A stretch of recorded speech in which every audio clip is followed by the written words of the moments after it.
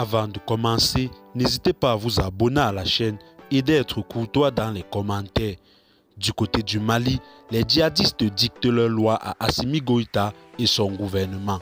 En effet, à peine une semaine après avoir tenté une incursion audacieuse au cœur du pouvoir malien au camp de Kati près de Bamako, les combattants islamistes d'Al-Qaïda ont opéré une véritable démonstration de force ce mercredi 27 juillet en menant des attaques coordonnées dans 3 localités du centre et du sud du Mali sur des postes avancés des forces armées maliennes.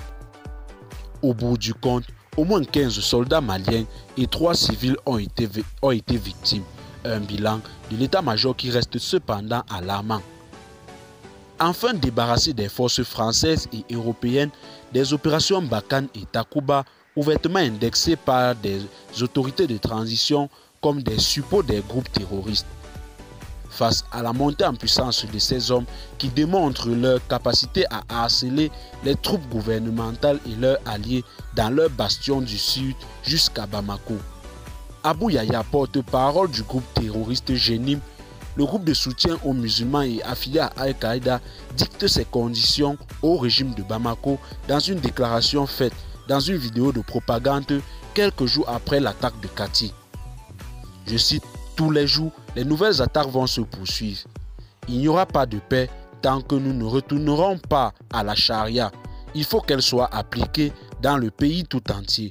Lorsque cela sera fait, la guerre s'arrêtera et la paix reviendra. » Un message qui éclaire suffisamment sur l'imprescriptibilité des revendications des groupes djihadistes en activité sur le sol malien.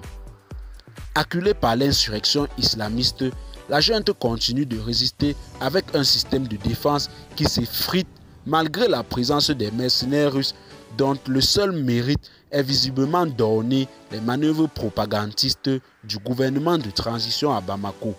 Et bien, chers téléspectateurs, c'est tout pour cette note d'information. Que pensez-vous de cette situation qui sévit du côté du Mali? Laissez-nous en commentaire vos impressions et à très bientôt pour une nouvelle note d'information.